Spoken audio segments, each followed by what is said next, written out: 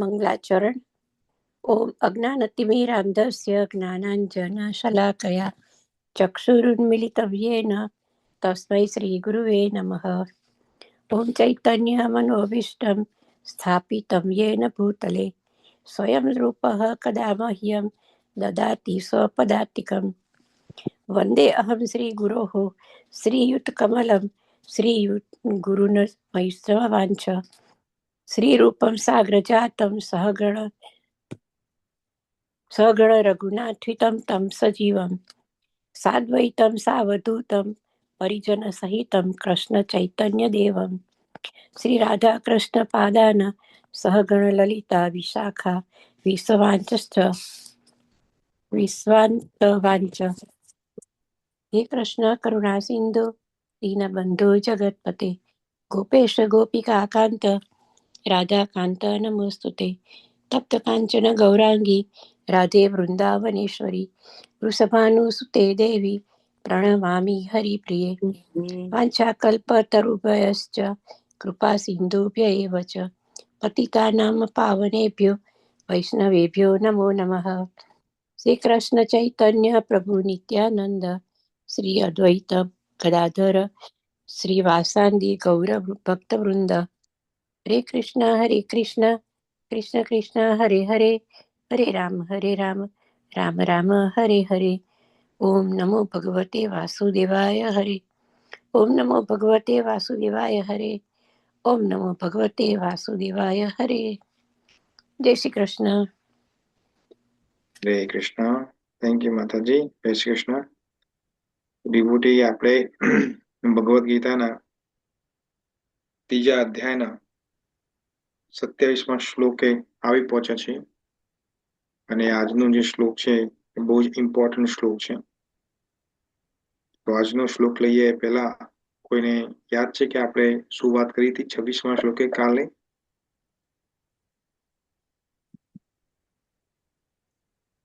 કોઈને યાદ છે આપણે કાલે શું વાત કરી હતી? જ્ઞાની વ્યક્તિ કેવી રીતે વર્તન કરે છે તે સમજાવ્યું હતું. શ્લોક શું કહેવા માંગે છે? હા, એટલે કે તમે જે કઈ કરો એનું ના પાડો, પણ એને ધીમે ધીમે સમજાવીને એની નિષ્ઠાને ઠેસ નહીં પહોંચાડવાની. એટલે ધીમે ધીમે કરીને પછી એને કૃષ્ણ ભક્તિ માટેનું એને દાખલો આપવાનો કે એમાં એને રસ બતાવવાનો કે આવી રીતે ભગવાનનું થાય એમ કામ. કૃષ્ણ ભગવાનને એવી રીતે યાદ કરવાના. તમે દેવ દેવીઓની કામ કરો છો પ્રાર્થના, પણ દેવ દેવીઓ એ કૃષ્ણ ભગવાનના રિપ્રેઝેન્ટેટિવ છે. એ ભગવાને જ એ લોકોને એ પ્રમાણે આપેલી છે સત્તા કે તમે એનું કોઈ એને માનતું હોય તો એની કામના પૂરી કરે. બીજી કોઈ? તમે સખા ચક્રમ ન્યાય વિશે સમજાવ્યું હતું. હા, સખા ચક્રમ ન્યાય એટલે કે એકાગ્રતા હોવી જોઈએ. જેનામાં એકાગ્રતા ના હોય એની ભક્તિ પૂરેપૂરી ભગવાનને પહોંચતી નથી. કોઈ દેવી દેવતામાં શ્રદ્ધા રાખીને ભક્તિ પૂજા પાઠ વ્રત ઉપવાસ વગેરે કરતા હોય તો એને એનામાં શ્રદ્ધા હોય, પણ આપણે તેને કહીએ કે તું આ બધું ખોટું છે, તું કૃષ્ણ ભગવાન સર્વોપરી છે તો કૃષ્ણ ભગવાનની ભક્તિ કર, તો એનું મન નહીં માને. તો આપણે એને કહીએ કે કઈ વાંધો નહીં, તો આ ભક્તિ ચાલુ રાખ, તો સાથે સાથે કૃષ્ણની પણ થોડી ભક્તિ ચાલુ કર. રાઈટ. એ રીતે એને સમજાવીને આપણે આ કૃષ્ણ ભગવાનને એડ કરવાના. શ્લોક શું કે છે? મારા શ્લોક સમજો. શ્લોકમાં શું કે છે? આ તમે બધી આજુબાજુની વાત કરી, પણ શ્લોક શું કહેવા માંગે છે? શ્લોક એવું કે કર્મયોગી પોતાનું કર્મ પોતાના નિજી સ્વાર્થ માટે કરે છે અને તેમાં એનો સ્વાર્થ હોય છે, સ્વાર્થ ભાવ સમાયેલો હોય છે. જ્યારે જ્ઞાન યોગી હોય છે તે પોતાના જ્ઞાનના માર્ગે ચાલે છે અને એ પ્રમાણે એ પોતાનો ભ્રમ કર્મયોગીનો ભ્રમ તોડે છે કે એકલા કર્મથી આગળ ના વધાય, સાથે સાથે જ્ઞાન પણ જોઈએ. પણ અને જ્યારે કર્મયોગ અને જ્ઞાન યોગ ભેગા મળે, બંને સાથે હોય ત્યારે ભક્તિ યોગ જાગૃત થાય અને આપણે એમાં ભક્તિયોગમાં પછી ધીરે ધીરે આગળ વધીએ અને કૃષ્ણ કોન્શિયસ થઈએ. ઓકે, બીજા કોઈ? તમે બોલ્યા બરોબર, પણ થોડું હજુ બરોબર અને નથી. એનાથી એનો અહંકાર દૂર થાય. જેવી રીતે પેલા તમે નદીનું ઉદાહરણ આપ્યું હતું કે એક નદી પર્વતમાંથી નીકળે તો ઉછળતી કૂદતી આમ અભિમાનમાં બહુ ઉછળતી કૂદતી આગળ વધે, એને કોઈની પરવા ના હોય, રસ્તામાં આવતા બધા પથ્થરોને તોડી નાખતી હોય ને એ રીતે આગળ વધે. પણ જ્યારે સમતલ મેદાનમાં આવે ત્યારે સ્થિર થઈ જાય, ગંભીર થઈ જાય અને ત્યાં એનો અહંકાર તૂટે કે અને એકદમ શાંત સ્વભાવથી આગળ વધે.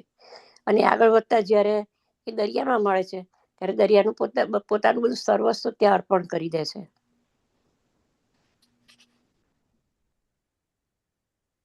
અને એટલે ત્યાં એનો અહંકાર તૂટે છે અને પોતે બીજાને સેવાભાવી કેવી રીતે થવાય એવા ભાવમાં આવે છે. પછી અજ્ઞાની અને જ્ઞાની કેવી રીતનું આચરણ, જ્ઞાની એનું આચરણ કરીને બતાવે છે. બીજા કોઈ? તમારા બે સિવાય બીજા કોઈ જોવા માંગુ છું કે કોને કોને ધ્યાન આપ્યું છે? પુરાણ અને વેદની ઓકે, ક્યાંથી આવે છે? ઇન્દુબેન અને ઇન્દિરાબેન સિવાય કોઈ બીજા? ઓકે, સારું. બીજા કોઈ નહીં બોલે? આપણે કાલે શું વાત કરી હતી? કયો શ્લોક હતો, શું હતો અને શું મતલબ હતો, મારે જાણવું છે.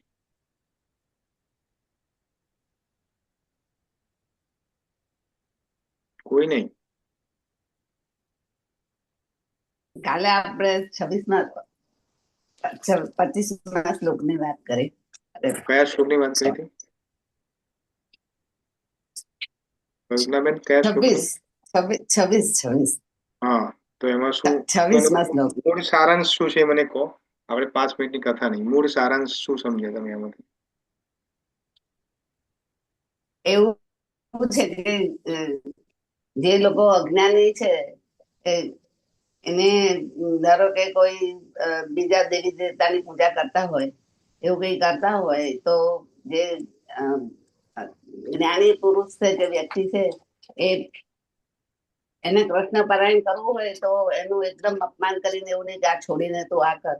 એને ધીરે ધીરે સમજાવવું પડે કે તું પહેલા દેવી દેવતાની દરરોજ પૂજા કરે છે તો વચ્ચે કૃષ્ણ ભગવાન નું કર કઈ 2 દિવસ છોડે એવી રીતના.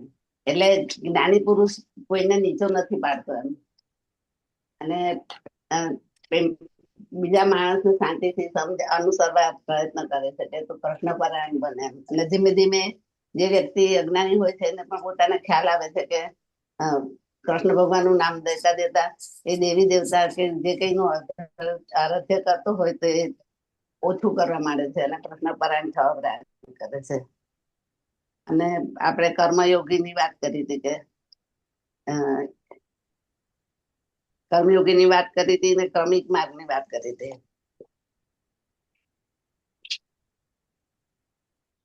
સારું, ચલો. તો ગઈકાલે આપણે જે વાત કરી હતી શેર કર્યું સ્ક્રીન, હજુ તમે લોકો રેકોર્ડિંગ પણ હાર્ડલી કે કેટલા લોકો સાંભળે છે? તમે પેલા ફાફડા જલેબી નું પણ ઉદાહરણ આપેલું ને, પહેલી વ્યક્તિ હું બોલું પ્રભુ, હું આગળ બોલું પ્રભુ. ઓકે, ના બરાબર છે. આપણે મારે ઉદાહરણો નથી સાંભળવા. તમે જે 3 વાત કહી હતી, 3 વાત જે કહી હતી એ કે દેવી દેવતા પૂજા કરતા હોય પણ એનો વિશ્વાસ ના તોડવો જોઈએ એમ. અને છેલ્લે તેને બ્રહ્મના એટલે વિશ્વાસ ના લઈને કામ કરવું જોઈએ. અને આપણી ભૂમિકા કૃષ્ણ ભક્ત તરીકે એને દેવી દેવતાના ભક્તને બ્રહ્મ ના રાખવો, તેને ધીમે ધીમે કૃષ્ણ ભાવના તરફ લઈ જવો જોઈએ. આપણે આપણું આચરણ આપણું આદર્શ આચરણ હોવું જોઈએ. આપણે પોતે કોઈની ઈર્ષા અભિમાન અહંકાર ના કરતા હોય અને તો બીજાને આપણે સમજાવી શકીએ. એટલે જ્ઞાની વ્યક્તિ આચરણ કરીને બીજાને સમજાવશે એમને નહીં. તો ગઈકાલે આપણે વાત કરી હતી કે જે અજ્ઞાની લોકો છે એ લોકો પોતાના કર્મોમાં આસક્ત હોય છે, પોતાના સ્વાર્થ માટે, પોતાના આસક્તિ માટે, પોતાની મમતા માટે, પૈસા માટે, ફેમ માટે કામ કરતા હોય છે, પોતાની ઇન્દ્રિય તૃપ્તિઓ માટે કામ કરતા હોય છે. તો અહીંયા એવું કે છે, ન બુદ્ધિ ભેદમ જનયેદ અજ્ઞાનમ કર્મ સંગીનામ. તો જે એ લોકો છે એના મનને વિચલિત ના કરવા જોઈએ, પરંતુ જે જ્ઞાની વ્યક્તિ શું કરે છે, જોશયેત સર્વ કર્માણી વિદ્વાન યુક્ત સમાચરણ. જે વિદ્વાન વ્યક્તિ છે એ પોતે પહેલે એનું સમાચરણ કરે છે, એનું અનુસરણ કરે છે, જે પ્રીચ કરે છે. પોતે 16 માળા ના કરતા હોય, બીજાને કહે કે 16 માળા કરો, તો એ વ્યાજબી નથી. તો પોતે 18 માળા કરતો હોય ત્યારે કોઈને 16 માળા કરી શકવાનું આપણને ઓપ્શન છે, આપણે કહી શકીએ છીએ. તો જ્ઞાની વ્યક્તિ છે એ રાઈટ આઉટ અજ્ઞાની વ્યક્તિને રિજેક્ટ નથી કરતા, પણ એની જે અજ્ઞાન છે એ કઈ રીતે દૂર થાય એને સમજાવે છે. એટલા માટે તમને એક્ઝામ્પલ આપે છે. હું તમને એક્ઝામ્પલ આપું છું, તમે એક્ઝામ્પલો તો યાદ રાખો છો, વેરી ગુડ છે, પણ એક્ઝામ્પલ તો એની અસિસ્ટન્સ છે, તમને એડ છે તમને યાદ રાખવા માટે. જે મેઇન મુદ્દો છે એ તમે ભૂલી જાઓ છો અને એક્ઝામ્પલ યાદ છે તમને. તો હવે મેઇન મુદ્દો યાદ રાખો, એક્ઝામ્પલ ભૂલી જશો તો ચાલશે, રાઈટ? તો મેઇન મુદ્દા યાદ રાખો કે અહીંયા શ્લોકમાં ભગવાન શું કહે છે. ભગવાન તો અહીંયા કોઈ એક્ઝામ્પલ આપતા નથી, ભગવાને તો એક એક્ઝામ્પલ નથી આપ્યા. આ એક્ઝામ્પલ હું આપું છું એનો મતલબ કે તમારા સમજણ માટે હું પ્રયત્ન કરું છું કે તમને એક્ઝામ્પલ આપીને સમજાઈ શકું, પણ તમે એક્ઝામ્પલ જ યાદ રાખો છો, જે મેઇન વસ્તુ છે એ નથી યાદ રાખતા, એ ભૂલી જાઓ છો. તો મેઇન મુદ્દો ભૂલી ના જાઓ, નહીં તો પછી મારે એક્ઝામ્પલ ઓછા કરવા પડશે અને પછી ફિલોસોફી તમને સમજાવવી પડશે. અમુક વખતે ભગવદ્ ગીતા એટલે બોરિંગ લાગે છે, કારણ કે એમાં ફિલોસોફી છે, આ બધી ફિલોસોફી છે, આ બધું જ્ઞાન છે. અને જ્ઞાન આપણને અમુક 5, 10, 15 મિનિટ સુધી તો આપણે કોન્સન્ટ્રેટ કરીએ પછી આપણે સ્વિચ ઓફ થઈ જાય આપણે, રાઈટ? એટલા માટે હું તમને આ બધી કથાઓ સાથે સમજાવું છું જ્ઞાન, તમારા જ્ઞાન ઉતરે અને આપણને સમજણમાં આવે. તો મુદ્દો પકડો, શ્લોકને સમજો, શ્લોકના શબ્દને સમજો અને એનું અનુવાદ સમજો. That's important, right? તો આપણે 25મો અને 26મો શ્લોક જે ભગવાન જે કર્મયોગ જે છે એની અંદર અનાસક્ત રહીને કઈ રીતે કામ કરવું જોઈએ, કે અનાસક્તિનું શું મહત્વતા છે એ સમજાવે છે. તો 25 થી માંડીને 35 શ્લોક સુધી અહીંયા ભગવાન આપણને સમજાવવાના છે. 25મો અને 26મો શ્લોક આપણે સમજી ગયા છે. હવે બહુ ઇમ્પોર્ટન્ટ શ્લોક આવી રહ્યો છે, 27મો શ્લોક. 27મો શ્લોક તમારા સ્ક્રીન ઉપર છે. ઓમ અજ્ઞાનતિમિરન્ધસ્ય જ્ઞાનંજનશલાકયા ચક્ષુરુન્મિલિतं येन तस्मै श्री गुरुवे नमः. जगद्गुरु श्री गुरुपाद की जय. Bhagavad Gita as it is की जय. वैष्णव की जय. हरे कृष्ण. तो भगवान कृष्ण કહે છે આ શ્લોકમાં, પ્રકૃતેઃ ક્રિયમાણાનિ ગુણૈ કર્માણિ સર્વસઃ અહંકાર વિમૂઢાત્મા કર્તાહમિતિ મન્યતે. હું ફરીથી વાંચું છું. ભગવાન કૃષ્ણ કહે છે, પ્રકૃતેઃ ક્રિયમાણાનિ ગુણૈ કર્માણિ સર્વસઃ અહંકાર વિમૂઢાત્મા કર્તા અહમ ઇતિ મન્યતે. હવે કોઈ 1, 2 કે 3 ડિવોટીને જેને રિસાઇટ કરવું હોય કરી શકો છો. હરે કૃષ્ણ. પ્રભુજી હું કરું? હા, પ્લીઝ કરો. ઓકે. હરે કૃષ્ણ. પ્રકૃતે ક્રિયમાણાનિ ગુણૈ કર્મણિ સર્વશઃ અહંકાર વિમૂઢાત્મા કર્તાહમિતિ મન્યતે. હરે કૃષ્ણ. હરે કૃષ્ણ. તો અહીંયા થોડી સ્લાઇડ ભૂલ છે. અહીંયા છે પ્રકૃતેઃ, જે તમને પ્રકૃતિ, અચ્છા, પ્રકૃતેઃ ક્રિયમાણાની, જે તમને વિસર્ગ દેખાય છે, જે 2 ટપકા દેખાય છે, હા, તો એનું પ્રોનાઉન્સિએશન શું થશે? પ્રકૃતિ પ્રકૃતેઃ. પ્રકૃતેઃ ક્રિયમાણાનિ ગુણૈ સર્વશઃ અહંકાર વિમૂઢાત્મા કર્તા અહમ ઇતિ મન્યતે. ઇતિ યસ. મન્યતે. Okay, okay. બીજા હું કોઈ? કરું પ્રભુજી, હું કરું પ્રભુજી. પ્રભુજી, હું કરું એક પ્રભુજી, પછી એક. હા, હમ. હું એક. કરું પ્રભુજી. હા, બધા હા, કરો, પણ એક પછી એક. હા, જલ્પાબેન પેલા તમે. ઓકે. પ્રકૃતે ક્રિયમાણાની ગુણે કર્માણि સર્વશ અહંકાર વિમૂઢાત્મા અહમિતિ મન્યતે. કરતા અહમ ઇતિ. હું કરું પ્રભુજી, મન્યતે. હા, યસ. હા, અર્પિતા હું માતાજી. કરું પ્રભુ. હા. પ્રકૃતેઃ ક્રિયમાનાનિ ગુણૈઃ કર્માણિ સર્વશઃ અહંકાર વિમૂઢ આત્મા કર્તા અહમિતિ મન્યતે. Very good. યસ. રિદ્ધિ માતાજી. प्रकृतेः क्रियमाणानि गुणैः कर्माणि सर्वशः अहङ्कार विमूढात्मा कर्ता अहम् इति मन्यते. Very good. યસ. બીજા કોઈ? હું બોલું? હા, બોલો. હા, બોલો. જય શ્રી કૃષ્ણ. જય શ્રી કૃષ્ણ. પ્રકૃતેઃ ક્રિયમાણાનિ ગુણૈઃ કર્માણિ સર્વશઃ અહંકાર વિમૂઢાત્મા કર્તાહમિતિ મન્યતે. બીજા કોઈ? હું કરું પ્રભુજી. હા, પ્લીઝ. પ્રકૃતેઃ ક્રિયમાણાનિ ગુણૈઃ કર્માણિ સર્વશઃ અહંકાર વિમૂઢાત્મા કર્તા હર્મિતિ મન્યતે. કરતા અહમ ઇતિ મન્યતે. ઓકે, કર્તા હમિતિ મન્યતે. કરતા અહમ એટલે હું. કરતા અહમ ઇતિ મન્યતે, એટલા માટે માને છે કે હું કરું છું. આપણે હમણાં જોઈશું. Okay, last. કોઈ લાસ્ટ? One more devotee. હા, પ્લીઝ. હા, હા, હું બોલું. હા, પ્લીઝ.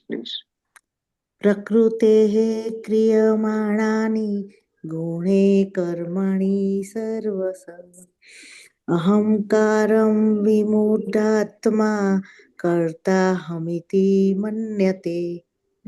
Okay, very good. આ જે ગુણે છે, ગુણઈ છે, બહુવચન છે. થર્ડ પુરુષ, ત્રીજી વિભક્તિ છે, બહુવચન.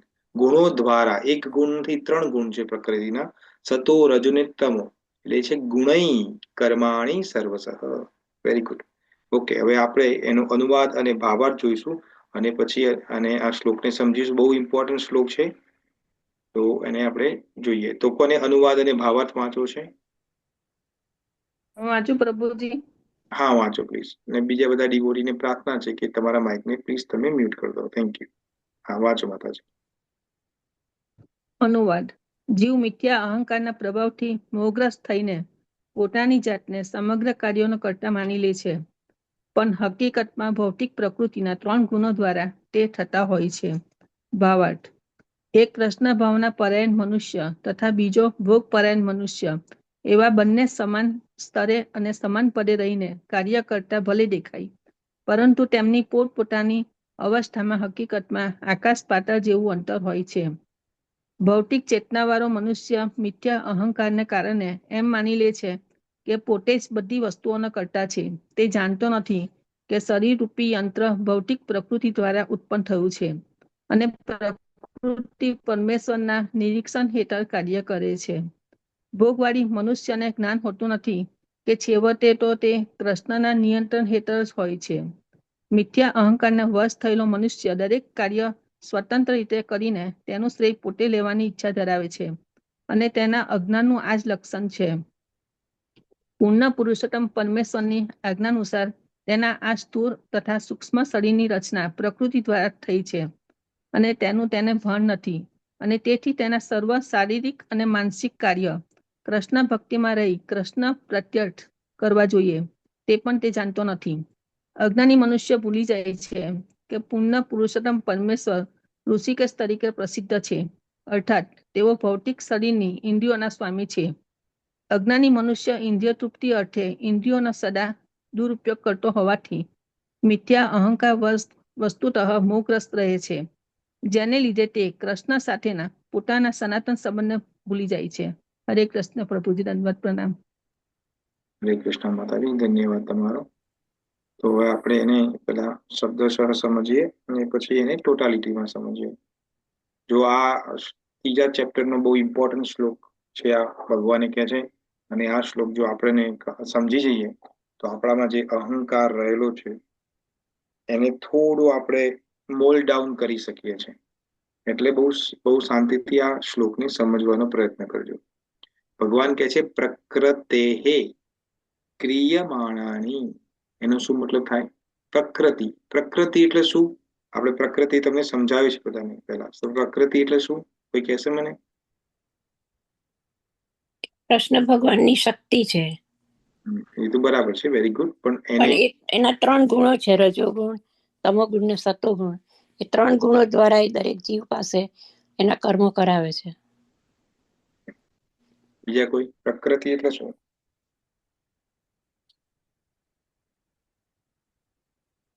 કોઈ નહીં? બીજા? પ્રભુજી હું કહું? ભૌતિક પ્રકૃતિ. હા, એટલે આપણે કે મટીરિયલ લાઈક વસ્તુઓ જે છે પોતાની ઈચ્છાઓ પ્રકૃતિ પ્રમાણે ઘડીને પૂરી કરવાની ઈચ્છા કરતા હોય છે, પૂરી કરવા માટે. મટીરિયલ.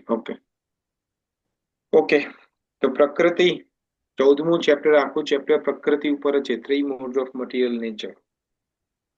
પ્રકૃતિ એટલે 3 ગુણ છે, સાચી વાત છે, સતો, રજો ને તમો ગુણ.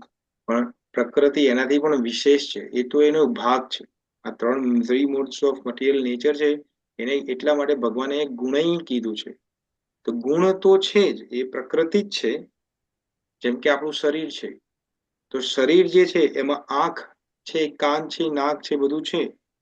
તો એ શરીરનો ભાગ છે. પણ શરીરનો ભાગ હોવા છતાં પણ આંખની એક પોતાની આઈડેન્ટિટી છે, નાકની પોતાની આઈડેન્ટિટી. એટલે આપણે કહીએ ને આંખ અહીંયા છે.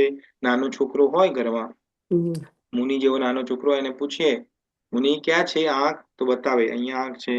નાક ક્યાં છે, તો નાક બતાવે. રાઈટ?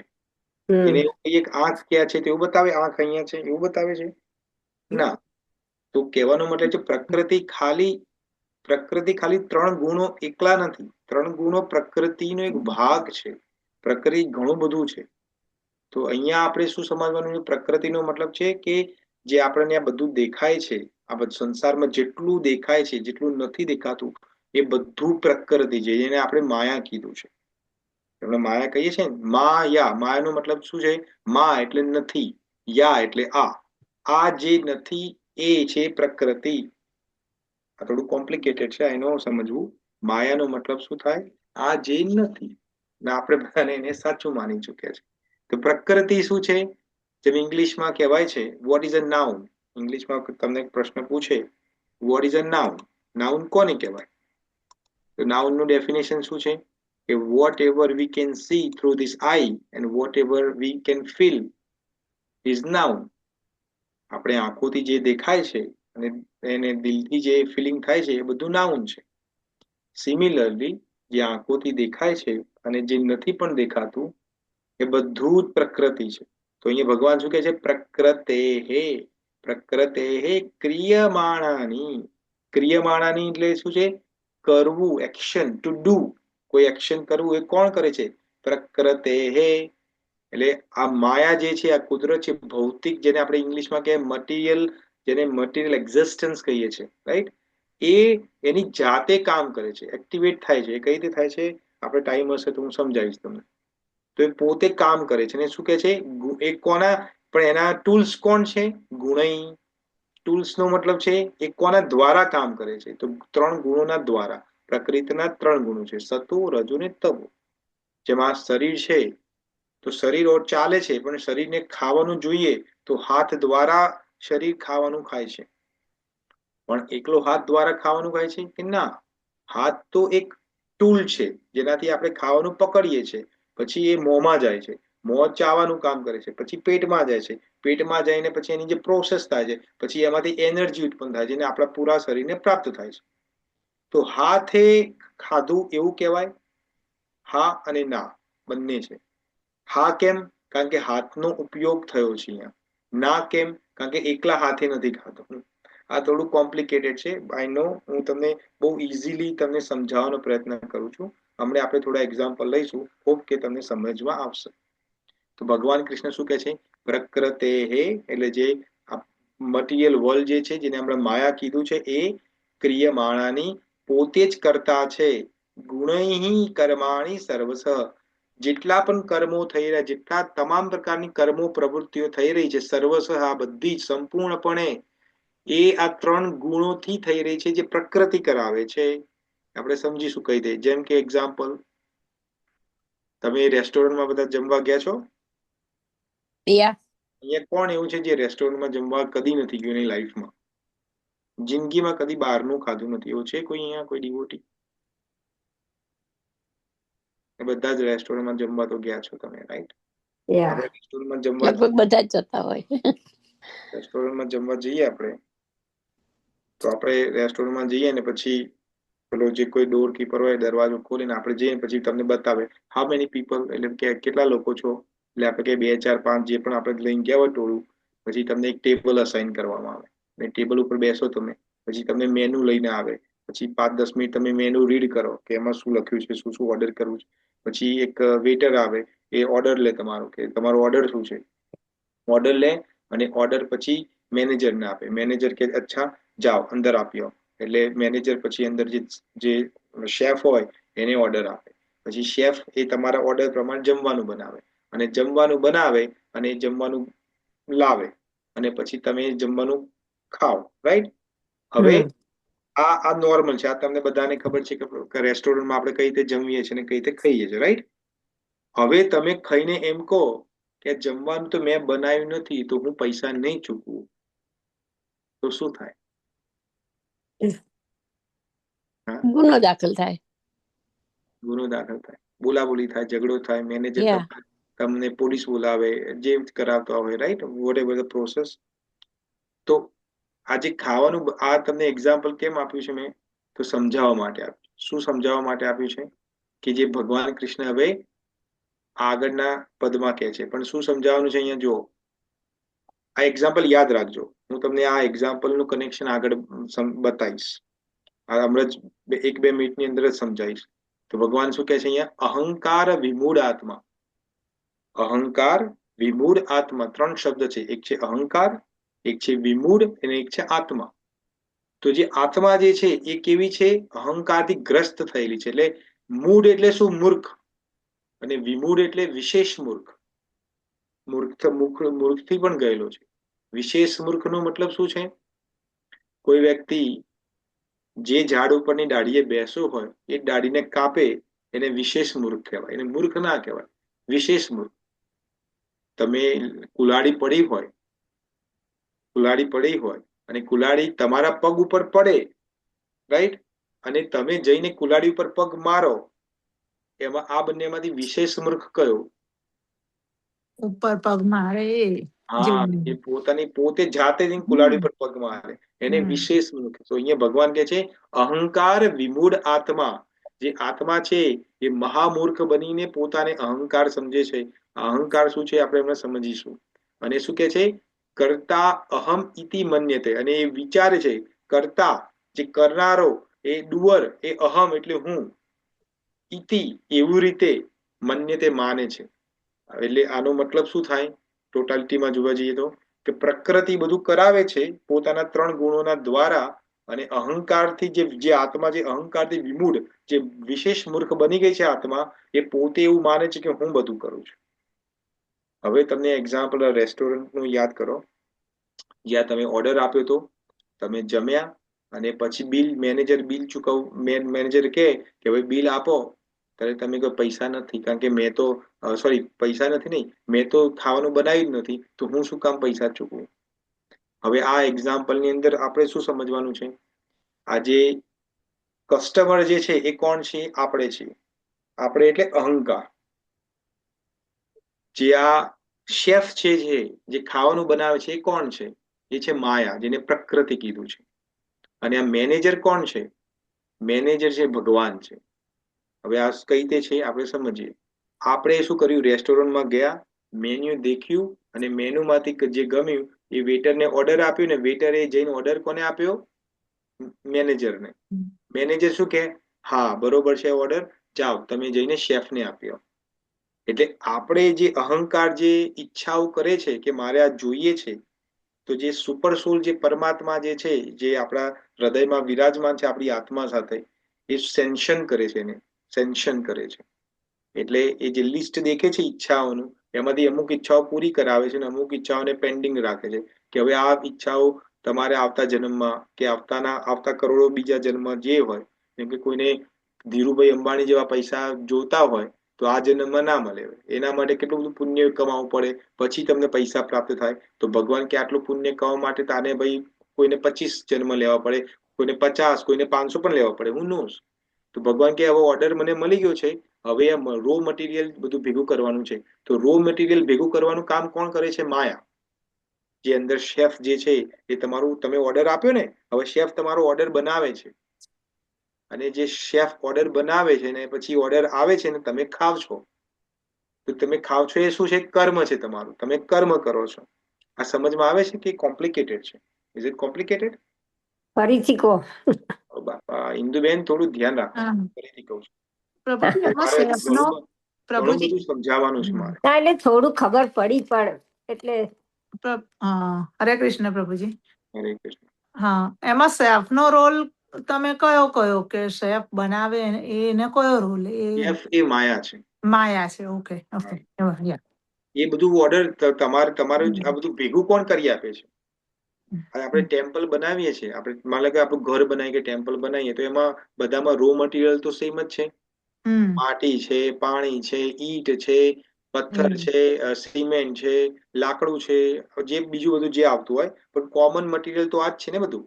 હવે એમાંથી તમે મંદિર પણ બનાવી શકો, ઘર પણ બનાવી શકો, ઓફિસ પણ બનાવી શકો, જે બનાવી બિલ્ડિંગ મોટી મોટી બનાવો, પણ રો મટીરિયલ તો સેમ છે, રાઈટ? તો આ રો મટીરિયલ માં તમારો શું રોલ છે? આપણો શું રોલ છે? What is our role? આ જે લાકડું છે, તો લાકડું ઉત્પન્ન તમે કર્યું છે? આપણે ઉત્પન્ન કર્યું છે લાકડું? ના. પાણી જે છે, પાણીને આપણે બનાવી H2O ભેગા કરીને આપણે પાણી બનાવીએ છીએ, આપણે કશું કરી શકીએ છીએ? પણ થોડા પૈસા આપીએ આપણે દાનમાં અને કહીએ આ મંદિર મેં બનાવ્યું છે, મારો ભાગ છે આમાં, મેં ડોનેશન આપ્યું છે. સમજમાં આવે છે?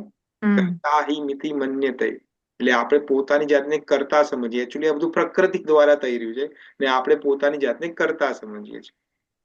તો જે રેસ્ટોરન્ટનું એક્ઝામ્પલ મેં આપ્યું એની અંદર પણ એ જ સમજાવું છું કે આપણે ઓર્ડર આપ્યો. ઓર્ડરનો મતલબ છે આપણી ઈચ્છાઓ.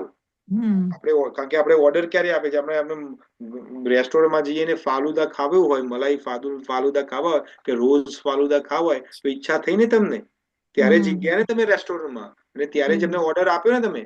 પછી એ ઓર્ડર ભગવાન મેનેજર લીધો, જોયો કે હા ભાઈ ઓર્ડર બરોબર છે, પૂરો થઈ શકે એવો છે, તો ઓર્ડર પછી એ શેફને આપ્યો, એટલે માયાદેવીને આપ્યો કે ભાઈ આનો ઓર્ડર પૂરો કરો. એટલે માયાદેવીએ રો મટીરિયલ બધું ભેગું કરીને આપણો ઓર્ડર પૂરો કર્યો અને આપણને આપ્યો. હવે ઓર્ડર આપ્યો, હવે ખાલી ફાલુદા તમે જોઈને પેટ થોડું ભરાય, એમને તો ખાવું કે પીવું પડે ને.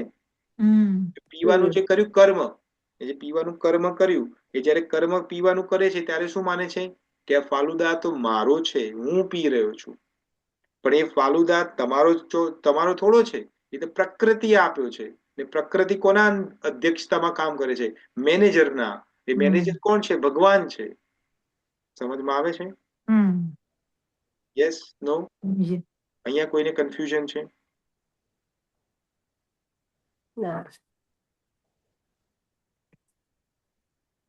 નથી. યસ. તો ભગવાન આપણને શું કે છે અહીંયા? શ્રીલ પ્રભુપાદ શું સમજાવે છે કે આખું જગત છે, એમાં જે શરીર જે છે, હવે જો આ શરીર કઈ રીતે બને છે? તો પ્રકૃતિના 3 ગુણ કયા છે? સતો, રજો અને તમો, રાઈટ? જ્યારે સતો ગુણ, આ જ્યારે બ્રહ્માંડનું ક્રિએશન થયું ત્યારે જે 3 ગુણ હતા, આ 3 સતો, રજ અને 3 ગુણ, એ બંને સમાન હતા. 3 સમાન હતા. કોઈ ઉપર નતું, કોઈ નીચે નતું. there is no imbalance, કોઈ ઇમ્બેલેન્સ નતું. પણ ભગવાને શું કર્યું? ભગવાને જોયું કે ભાઈ આનાથી તો સંસાર ચાલશે નહીં, આમાં થોડું ઇમ્બેલેન્સ કરવું પડશે, તો જ સંસાર એક્ટિવેટ થશે. તો ભગવાન શું કરે છે? પોતાનું એક સ્વરૂપ છે, જેને આપણે શંભુ કીધો, ભગવાન શિવને જેને શંભુ કહે છે, એના દ્વારા બધી આત્માઓને અંદર પ્રવેશ કરાવે છે. કોનું માઇક ઓન છે? બધી આત્માઓને પ્રવેશ કરાવે છે અંદર. અને પછી પ્રકૃતિ જે માયાદેવી જેને દુર્ગા કીધી છે એને કહે છે હવે તમે આને એક્ટિવેટ કરો. એટલે દુર્ગા દેવી ભગવાનના આદેશથી એને એક્ટિવેટ કરે છે. જ્યારે એક્ટિવેટ થાય છે ત્યારે બધા આત્માઓ માંથી બ્રહ્માજી પ્રગટ થાય છે પહેલા, અને બ્રહ્માજી પછી આખા સૃષ્ટિનું નિર્માણ કરે છે. તો એ રો મટીરિયલ ક્યાંથી આવ્યું? માને બ્રહ્માજીએ પૃથ્વી બનાવી તો પૃથ્વીમાં માટી આપણને મળી છે. માટી છે, પાણી છે, હવા છે, આકાશ, જે 5 એલિમેન્ટ છે એ ક્યાંથી આવ્યા? આ પ્રકૃતિએ આપ્યા છે બ્રહ્માજીને કે આનો ઉપયોગ કરીને તમે ધરતી બનાવો. પછી સૂરજ દાદાને બનાવ્યા, સૂર્ય ધ સન, તો એને ફાયર એલિમેન્ટ થી બનાવ્યો છે. તો ત્યાં માટી નથી, ત્યાં પાણી નથી, ત્યાં એકલું ફાયર છે. તો ફાયર ગ્લોબ છે એટલે ધધકતો છે, એનાથી બનાવ્યો છે. એમ જુદા જુદા પ્લાનેટ બનાવે, જુદા જુદા એ બધું બનાવ્યું, રાઈટ. પણ આ રો મટીરિયલ કોને પ્રોવાઈડ કર્યું છે? પ્રકૃતિ. પ્રકૃતિ એવું માની લે કે આ બધું મેં કર્યું છે, તો એ પણ ખોટું છે. કારણ કે મયા દક્ષેણ પ્રકૃતિ શ્રૂયતે સચરાચર. ભગવાન આગળ જ કહે છે કે આ પ્રકૃતિ મારી અધ્યક્ષતામાં કામ કરે છે. તમે જે જમવાનું જમો છો, જ્યારે તમે આજે બપોરે જમ્યા હશો કે રાત્રે અત્યારે જમ્યા હશો, તો એ તમારા પેટમાં જાય છે. પછી તમે પેટને ઓર્ડર આપો છો કે ભાઈ હવે તું એને પચાય? આપો છો? નથી આપતા, કોઈ નથી આપતા. એ ઓટોમેટિક પચે છે. પછી પચીને જે પણ એનો જે અમુક જે ભાગ જે જગ્યાએ જવાનો હોય એ ઓટોમેટિક પહોંચે છે કે તમારો ઓર્ડર આપવો પડે કે આમાંથી આટલું લોહી બનજે, આમાંથી આટલી ઉર્જા બનજે, આટલું સ્ટૂલ બનજે. તમે ઓર્ડર આપો છો કે ઓટોમેટિક થાય છે બધું? ઓટોમેટિક થાય છે. હા, એ કોણ કરાવે છે એ બધું ઓટોમેટિક? પ્રકૃતિ પ્રકૃતિ ભગવાનના આદેશથી કરાવે. આદેશથી કરે. હા, એ પ્રકૃતિ પણ સ્ટેન્ડ અલોન નથી. પ્રકૃતિ ભગવાનના આદેશથી કરાવે છે. હવે આપણે એઝ અહંકાર તરીકે માની લઈએ છીએ કે આ હું કરું છું, કે મારા થ્રુ થાય છે, જે ફોલ્સ ઈગો. 2 પ્રકારના ઈગો છે. કયા કયા ઈગો છે? તો એક ઈગો ને કીધું રિયલ ઈગો, અને એક છે ફોલ્સ ઈગો. હવે આ શું છે? What are the difference? તો આ ડિફરન્સ તમને બહુ ઇઝીલી સમજાવો તો તમને સમજમાં આવી જશે. False ego. હા, ફોલ્સ ઈગો અને રિયલ ઈગો. ફોલ્સ ઈગો અને I real. am the body, that is the false ego, na? હા, I am the body is the false ego. Yes. પણ કઈ રીતે થાય છે આ બધું? કઈ રીતે બને છે?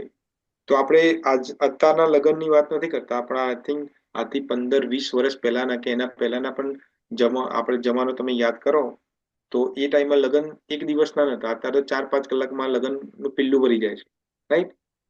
અને લગ્ન તો બિચારા ટકતા પણ નથી. 6 મહિનામાં તો ડિવોર્સ કેસ ચાલુ, રાઈટ? પણ પહેલાના જમાનામાં 4-4, 5-5 દિવસ સુધી લગ્નો થતા હતા, ને અમુક તો મહિનાઓ સુધી લગ્ન ચાલતા હતા, રાઈટ? યાદ હોય તો તમને, જે એજેડ લોકો જે છે અહીંયા, જે વૃદ્ધ લોકો છે એમને ખબર હશે.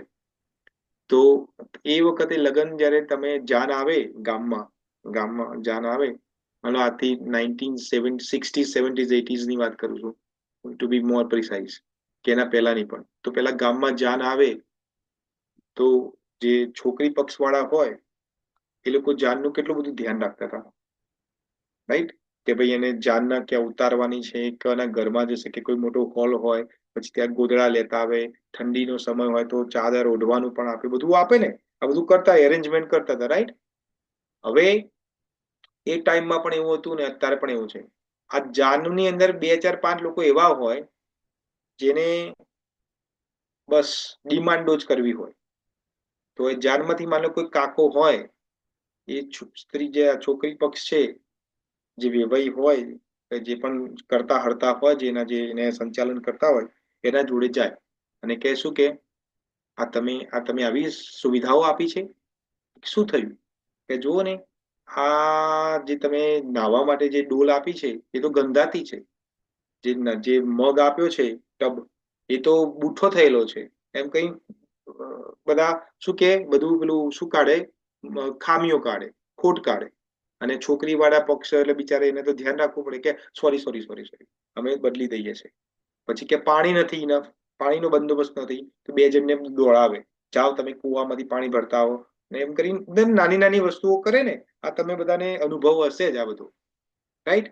હવે આ જે વ્યક્તિ જે છે એ જાનૈયો જ્યાં બેઠા છે, જાનૈયાઓ ત્યાં જઈને શું કે બધાને પૂછે, દર 2-2, 3-3 કલાકે, ભાઈ બધું બરોબર છે ને વ્યવસ્થા? કોઈ પ્રોબ્લેમ તો નથી ને? બધી વ્યવસ્થા બરોબર છે ને? એટલે જાનૈયો કે હા ભાઈ બધું બરોબર છે, મજા છે. હવે થાય શું? હવે જોજો, હવે ચોથા દિવસે લગ્ન હોય એટલે લગ્ન પતી જાય. હવે લગ્ન પહેલા તો એવું, અત્યારે તો કેવું છે, લગ્ન પતી જાય ને તરત વિદાય.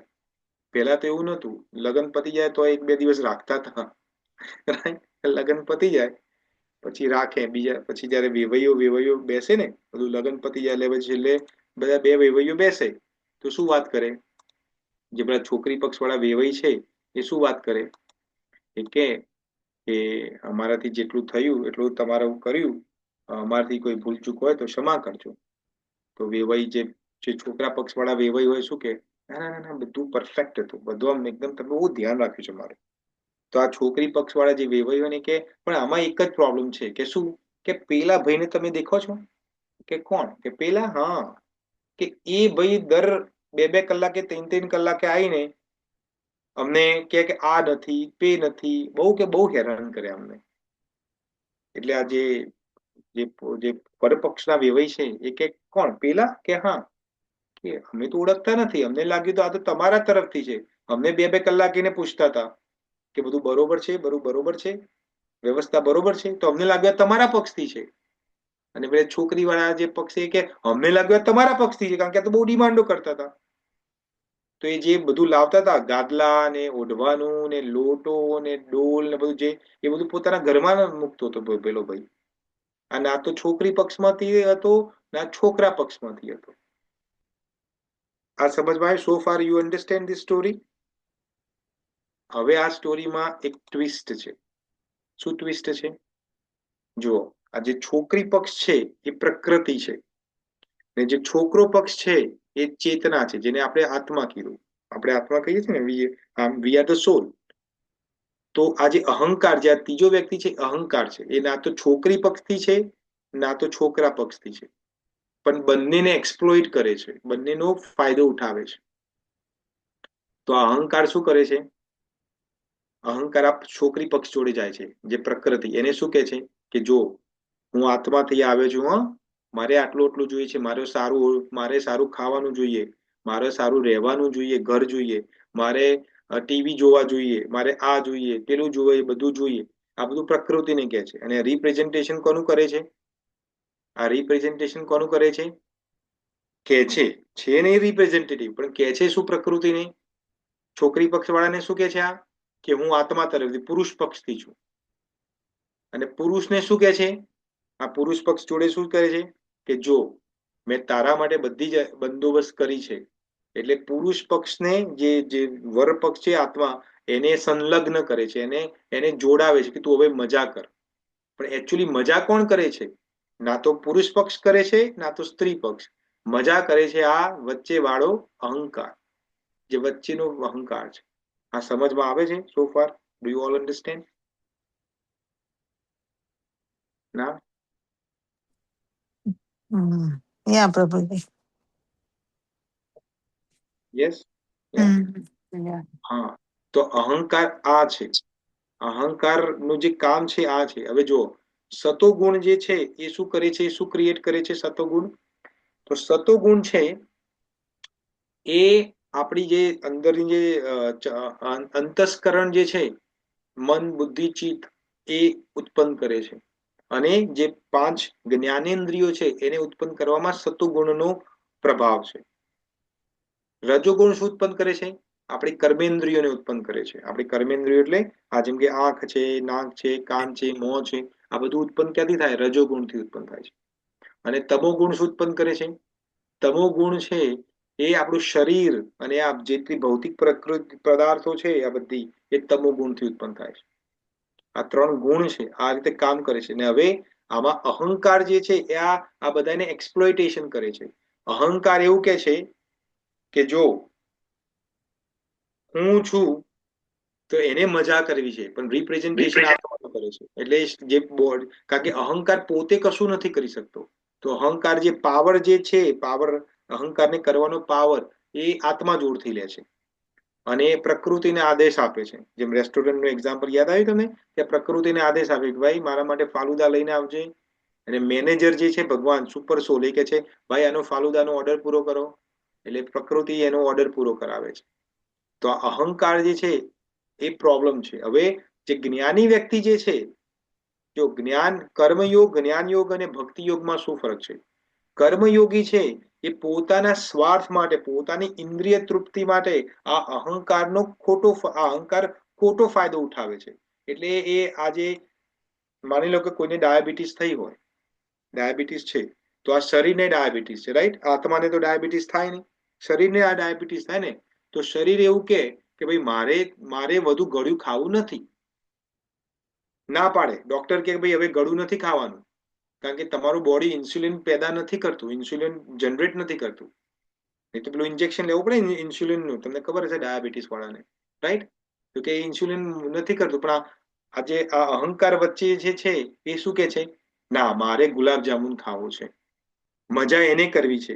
અને છોકરી પક્ષ ને હેરાન કરે છે. છોકરી પક્ષ એટલે આ જે શરીર છે એને હેરાન કરે છે, એટલે એ ખા કરે છે, ગુલાબ જામુન ખા કરે છે. અને કોના આદેશથી? કે ભાઈ હું તો આત્માના આદેશથી આ બધું કરાવું છું. પણ આત્માને ને છોકરી પક્ષને કોઈ લેવા દેવા નથી. જો આ બંનેમાં સમતા આવી જાય બંનેમાં, તો આ અહંકાર વચ્ચે કશું ના કરી શકે. જો પહેલા દિવસથી જ ખબર પડી ગઈ હોત કે આ વ્યક્તિ જે ઓર્ડરો કરે છે એ ના તો છોકરા પક્ષથી છે, ના તો છોકરી પક્ષથી છે, તો કોઈ એને એન્ટરટેન કરે ના કરે. પણ ના તો છોકરી પક્ષે પૂછ્યું કે તમે ક્યાંથી છો, કારણ કે એ રિપ્રેઝન્ટેશન શું કરે કે ભાઈ અમારે આ જાનૈયોને બેસાડ્યા છે તો વ્યવસ્થા બરોબર નથી, એટલે છોકરી પક્ષને લાગે કે ભાઈ આ જાન તરફથી છે. અને જાનૈયાને શું કે ભાઈ બધું બરોબર છે ને વ્યવસ્થા, એટલે એને લાગે આ છોકરી પક્ષથી છે. એટલે બંનેને આ અહંકાર જે છે એ બંનેને એક્સપ્લોઇટેશન કરે છે, બંનેનો ફાયદો ઉઠાવે છે. તો એઝ અ આત્મા તરીકે આપણે જયારે આત્મ તત્વમાં સ્થિર થઈએ છીએ, આપણને ખબર પડે કે ભાઈ હું આત્મા છું, મારો જે રોલ છે એ જ્ઞાતા અને દ્રષ્ટાનો છે.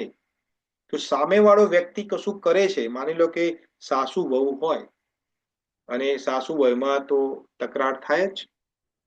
તો સાસુ વહુમાં તકરાર થાય તો તમે માની લો કે સાસુ હો અને વહુ તકરાર કરતી હોય, તો તમે આત્મા સ્વરૂપમાં રહો અને સમજો કે આ જે તકરાર કરે છે એ પણ નથી કરતું. આ એનો જે અહંકાર અંદર રહેલો છે, જે પ્રકૃતિ દ્વારા પોષિત છે, એ અહંકાર મારી જોડે ઝઘડા કરાવે છે.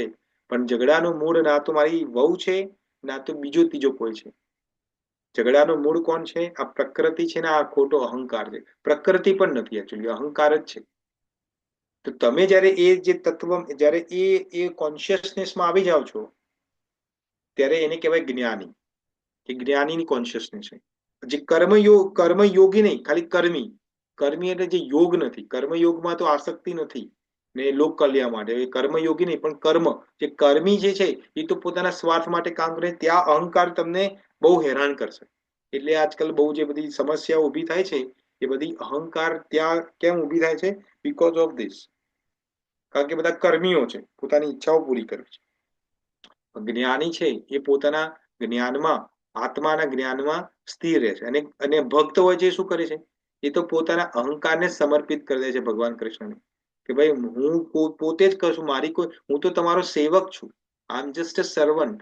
ને પણ તમારો ડાયરેક્ટ સેવક નથી, તમારા જે સેવક છે એનો પણ સેવક છું, હું દાસાનો દાસ છું. તો એ રીતે જયારે કાર્ય કરે છે તો પોતાનો અહંકારને સમર્પિત કરી દે છે.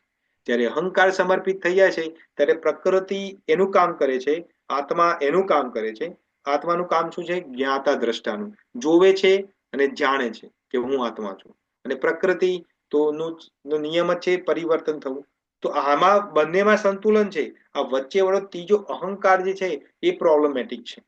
તો અહીંયા ભગવાન કૃષ્ણ આપણને આ સમજાવવા માંગે છે કે બધું થઈ રહ્યું છે પ્રકૃતિથી. અને આ અહંકાર પોતે માને છે કે હું કરું છું, હું કરું છું, હું કરું છું. જેમ તમને એક્ઝામ્પલ આપ્યું હતું ને, મેં કયું એક્ઝામ્પલ આપ્યું હતું? કે હું કરું છું, હું કરું છું, એવું જે માને છે, જે નરસિંહ મહેતા કહે છે હું કરું છું, હું કરું છું, એમ શકટનો ભાર એક શ્વાન તાણી જાય એમ. શ્વાન, કાલે તમને એક્ઝામ્પલ, કૂતરું હોય એ બળદગાડાની નીચે જતું હોય છાયલામાં, અને છાયલો પડતો હોય, પણ એને કૂતરાને શું લાગે કે આ જે બળદગાડું ચાલે છે એ મારા કારણે ચાલે, કારણ કે હું ચાલુ છું એટલે બળદગાડું ચાલે છે. પણ ના તો કૂતરું બળદગાડાને ચલાવે છે, ના તો બીજું કોઈ બળદગાડું એની નીચે ચલે છે. સમજમાં આવે છે? તમે માની લો ટ્રેનમાં બેસ્યા હોય બુલેટ ટ્રેનમાં બેઠા હોય, 200 માઇલ પર કલાકની ગતિએ ટ્રેન ચાલતી હોય, ટ્રેનમાં બેઠા છો ને ટ્રેન 200 કલાકની ગતિએ ચાલતી હોય, તો ટ્રેન જયારે ચાલે છે અને તમે માની લો તમારી સામે ટેબલ હોય, એ ટેબલ તમે આમ ધક્કો મારો અને તમે એવું વિચારો કે આ ટ્રેન તો હું ચલાવું છું, આ ધક્કો માર્યો એટલે ટ્રેન ચાલે છે, તો સત્ય કે ખોટું, સાચું કે ખોટું વસ્તુ? સત્ય કે નહીં? નથી સત્ય? ખોટું છે. હા, ખોટું છે. કેમ ખોટું છે? હા, વેરી ગુડ. હા, ખોટું કારણ કેમ કે છે? ટ્રેનના ધક્કાથી ટેબલ ખસ્યું.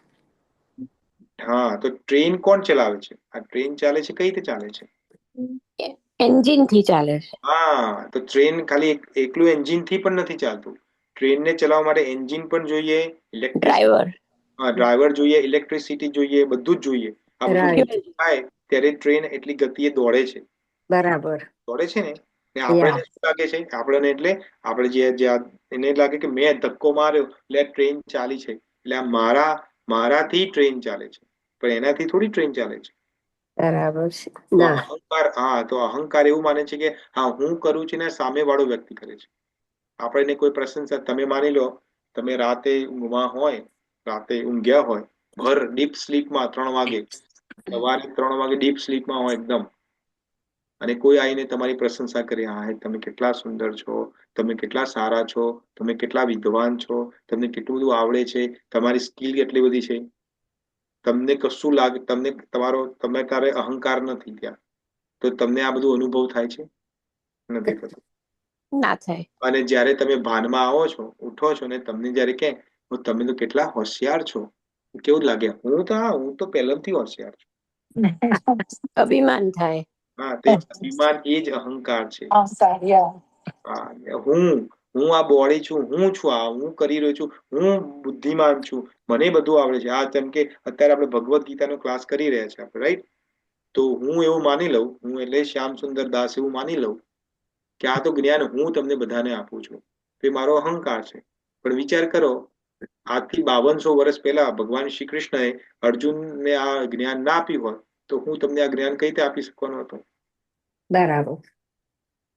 ને હું માની લઉં, શ્યામ સુંદર એવું માની લે કે આ તો હું જ્ઞાન આપું છું ત્યારે તમે લોકો જ્ઞાની થઈ રહ્યા છો, તો આ મારો અહંકાર છે.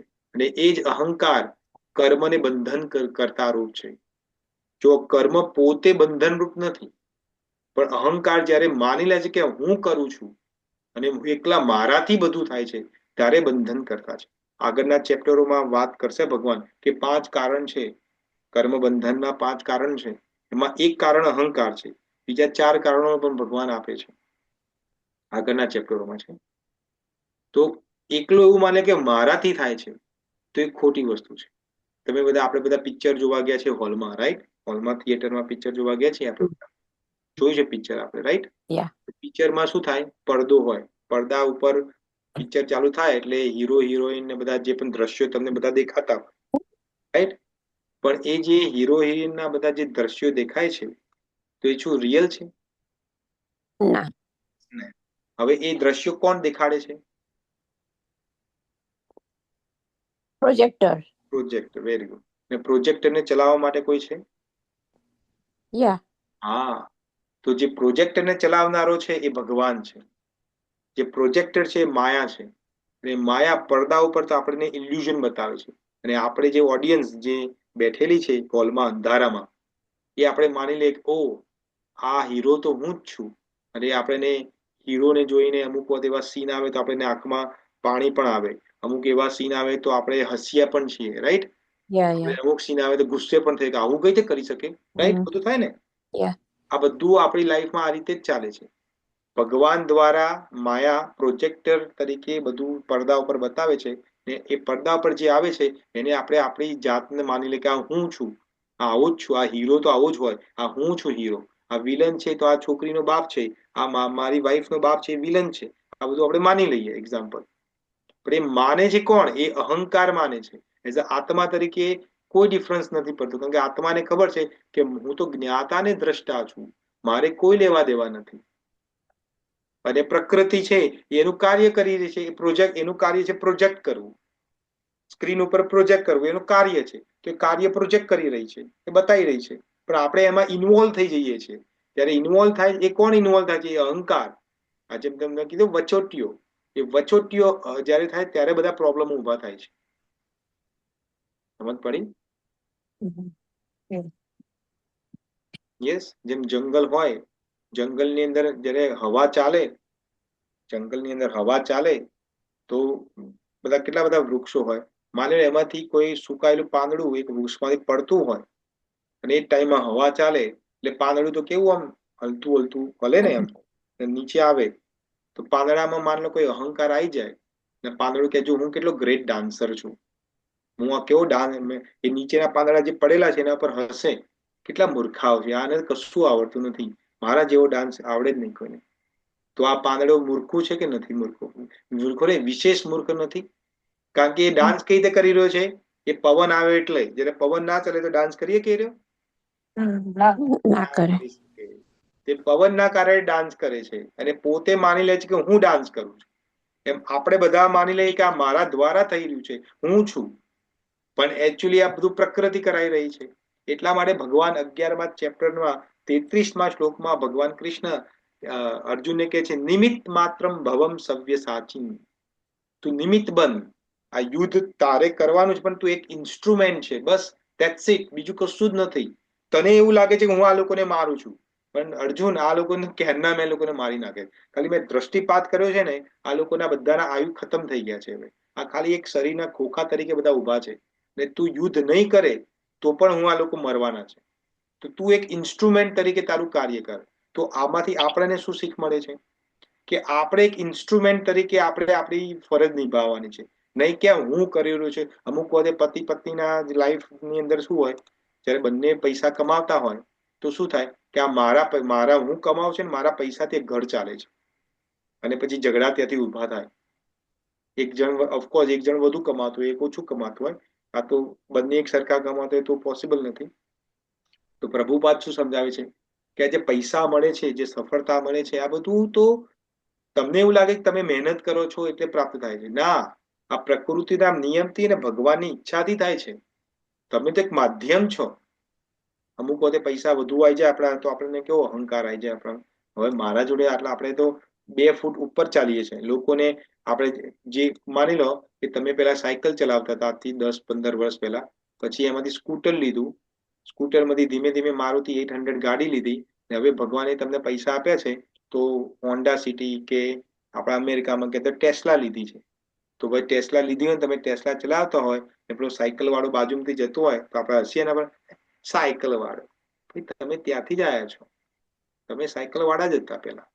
તો ભગવાને કૃપા કરી છે તમને તમારા ઉપર, તો હવે તમારા જે ટેસ્લા ગાડી આવી છે. પોતે અહંકાર, હવે આ જે કરે છે એના કારણે બધા કર્મ બંધાય છે. રાઈટ? તો આપણે એન્ડ કરીએ પહેલા એક બે નાની બીજી વાત કરી લઈએ, થોડી રમૂજી વાતમાં તમને યાદ રહે. ઘરમાં મહેમાન આવે, આપણા બધાના ઘરમાં મહેમાન આવે તો મમ્મી બહાર ગઈ છે 2 મિનિટ માટે. મહેમાન આવે એટલે આપણે પૂછીએ શું પીશો, ચા, કોફી, દૂધ, કશું? એટલે કે ચા બનાવે. એટલે આજે પપ્પા હોય પહેલી વખત કિચનમાં પગ મૂકે, કિચનમાં પગ મૂકે અને જોવે કે જે પત્ની જે છે એ તપેલી બધું બરોબર તૈયાર કરી ગઈ છે, ઇનફ દૂધ છે, ઇનફ પાણી છે, ચા ને બધું મસાલો નાખી ગઈ છે. ખાલી પપ્પાને કરવાનું શું છે, ગેસને ચાલુ કરીને લાઇટરથી ચાલુ જ કરવાનું છે, ને ઉભરો આવે એટલે લઈ લેવાનું છે. તો આ પપ્પા લાઇટર ચાલુ કરે, પછી ઉભરાની રાહ જોઈને ઉભરો આવે એટલે લઈ લે, પછી ગાડીને ચા મહેમાનને આપે. ત્યારે ચા મહેમાનને આપે એટલે ચા પીવે મહેમાન, ચા કે વાહ બહુ સુંદર ચા બનાવી છે, વાહ વાહ વાહ. એટલે આ પતિ શું કે, એટલે હું તો વર્લ્ડ શેફ છું, આ બધા લોકોને શું ચા બનાવતા આવડે. હવે બોલો ચા એને બનાવી છે? કોને ચા બનાવી? આ કોને ભેગું કરી? આ કોણ એની ઘરવાળી ભેગું કરીને ગઈ છે ને પોતે શું માને કે આ બધું મેં કર્યું છે. રાઈટ? તો હા, તો સમજાવવાનું આમાં ઘણું બધું છે, પણ સમજવાનું આપણે એમાં છે કે જે પણ આ બધું થઈ રહ્યું છે પ્રકૃતિ કરાવે છે અને ભગવાનના સેન્શનથી થાય છે. તો આપણે ખાલી એક ઇન્સ્ટ્રુમેન્ટ છે. તો આપણે આપણી ફરજ જે કર્તવ્ય સ્વધર્મ છે એ નિભાવવાનો છે. ત્યાં ઇન્વોલ્વ નથી થઈ જવાનું. આપણે બધા ઇન્વોલ્વ થઈ જઈએ છીએ એટલે આપણે આપણું જે અહંકાર જેને આપણે બેસાડવાનો ટ્રાય કરીએ એ પાછો ઉભો થઈ જાય છે. અને પછી છોકરી પક્ષ થી બધી ડિમાન્ડ, છોકરી પક્ષ એટલે માયા જે પ્રકૃતિ ડિમાન્ડ કરવા માંડે છે અને પછી પ્રકૃતિ એને એ પ્રમાણેના કર્મો દ્વારા એને પૂરું કરે છે. આ બધું ચક્કર ચાલતું જ રહે છે. તો જે સાચો જ્ઞાની જે છે એમાં પણ જે ભક્ત છે એ પોતાના ઈગોને સરેન્ડર કરાવે છે. પોતે સરેન્ડર થાય છે કે કૃષ્ણ મારું કશું નથી, બધું તે જ આપ્યું છે. આ પૈસા, ગાડી, મકાન, મારી ધન સંપત્તિ, અમારું જે ફેમિલી છે, ઇવન અમારું બોડી છે એ પણ તે આપ્યું છે. ત્યારે તમે માના ગર્ભમાં હતા, આપણે બધા માના ગર્ભમાં હતા, તો આપણે આ જે આત્મા તરીકે આપણે બોડીને ક્રિએટ કર્યું છે.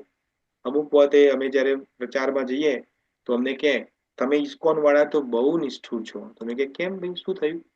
કે આમાં તમે લોકો આ જે છોકરાઓ જે ભણીને બહાર નીકળે એને બધાને બ્રહ્મચારી બનાવો છો. તમે કે અચ્છા, તો તમે કે શું પ્રોબ્લેમ છે એમાં? તો કે જેના મા બાપનું તો જરા વિચારો, જેને જન્મ આપ્યો. તો અમે પ્રશ્ન પૂછીએ કે આ મા બાપે જન્મ આપ્યો? આ મા બાપ જો એવું જન્મ આપતા હોય, જો દરેક મા બાપ જન્મ આપતા હોય, તો આ સંસારમાં કેટલા મા બાપ છે જેને છોકરાઓ જ નથી? છે? તમે જોયેલા છે મા બાપ? ઘણાને નથી થતા. હા, તો મા બાપ જે છે એ જન્મ નથી આપતા. ભગવાન જે છે એ એના થ્રુ માયા કાર્ય કરે છે, તમને ઇમ્પ્લાન્ટ કરે છે એના ગર્ભમાં. અને તમે આજે જયારે માતાના ગર્ભમાં આવો છો તો આ જે આપણે જે શરીર જે પ્રાપ્ત થાય છે, 2 હાથ 2 પગ ને બધું, આ બધું જ પ્રાપ્ત થાય એ આપણે ક્રિએટ કર્યું છે કે પ્રકૃતિ ડેવલપ કરાવે છે? પ્રકૃતિ કરાવે છે. હા, અને આપણે માની લઈએ છીએ કે આ બધું મારું છે. સમજ પડે છે આ વસ્તુ? યા ક્યાં સમજાવે છે આમાં? આ જ સમજવાનું છે કે કશું જ આપણું નથી.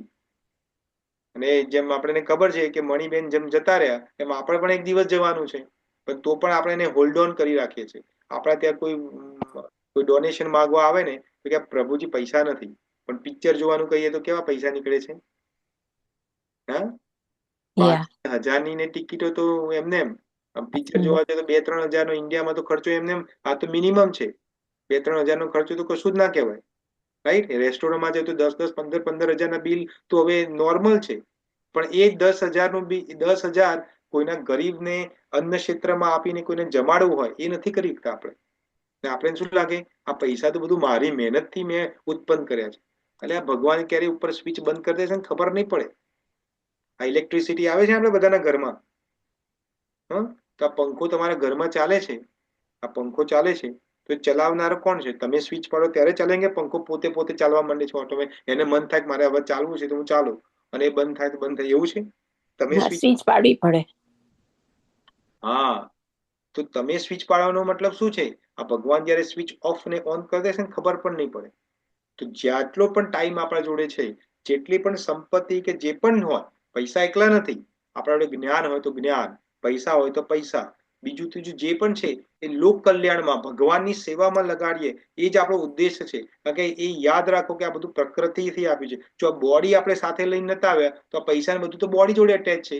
આપણી જે પત્ની છે એ પણ બોડી જોડે અટેચ છે. આપણા છોકરાઓ બોડીથી અટેચ છે.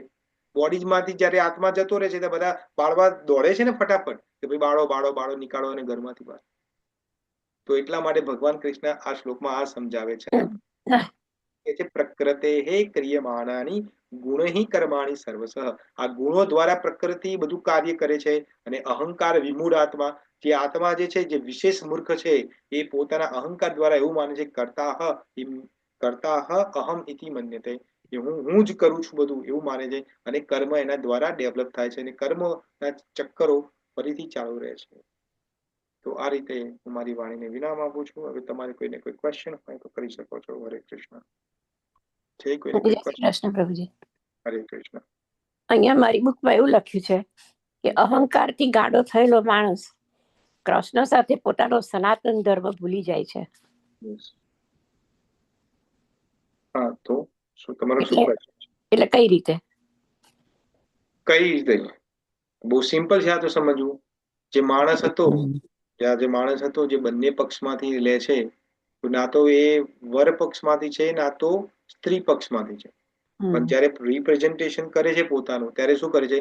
કે ભાઈ હું તો વર પક્ષથી છું, તો અમારી ડિમાન્ડો પૂરી કરો.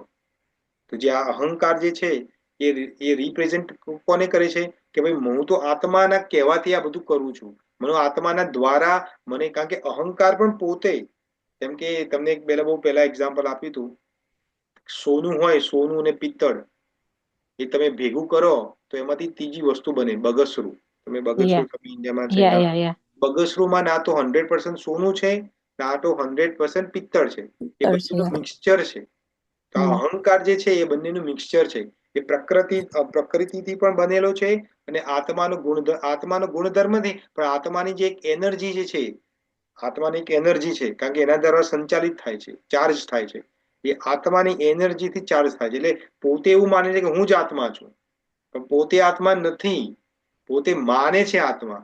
પોતે તો આ જેમ પુરુષ અને સ્ત્રીના મિલનથી છોકરું ઉત્પન્ન થાય, એમાં પ્રકૃતિ એટલે સ્ત્રી અને પુરુષ એટલે આત્મા, આ બંનેના મિલનથી આ અહંકાર ઉત્પન્ન થયો છે. અહંકાર એકચ્યુઅલી છે નહીં, પણ પોતે માની લે છે કે હું જ આ શરીર છું, હું જ આ શ્યામ સુંદર છું, હું જ આ બધું કરી રહ્યો છું.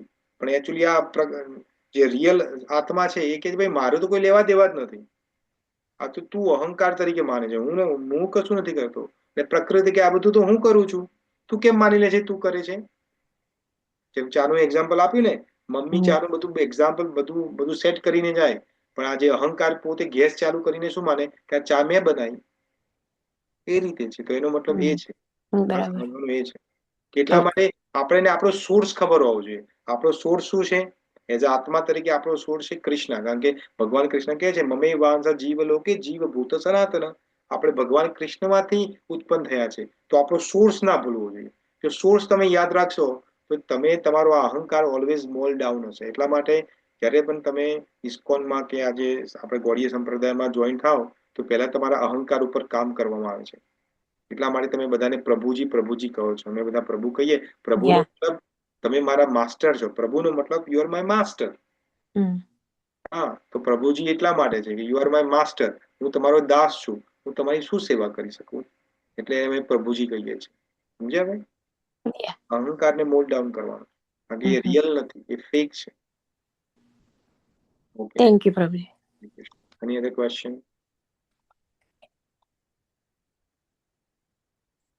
પ્રભુજી, એક વસ્તુ પૂછું કે તમે સંસ્કૃતના ક્લાસ ક્યારથી શરૂ કર્યા? સંસ્કૃતના ક્લાસ ક્યારથી શરૂ કર્યા? આપણે પેલા દિવસે જયારે તમને મેં કહ્યું હતું ત્યારથી. એટલે મને તો ખ્યાલ જ નથી, આજે ખબર પડી કે સંસ્કૃતનો ક્લાસ ચાલુ છે. ક્લાસ ચાલુ છે. તમે બધા મને લાગે છે ઊંઘો છો તમે. ના, એટલે એવું કીધું તમે કે થોડા ભેગા થાય ત્યારે શરૂ કરીશું એમ. મેં કીધું તું કે જેને ઇન્ટરેસ્ટ હોય મને ડાયરેક્ટ અપ્રોચ કરજો.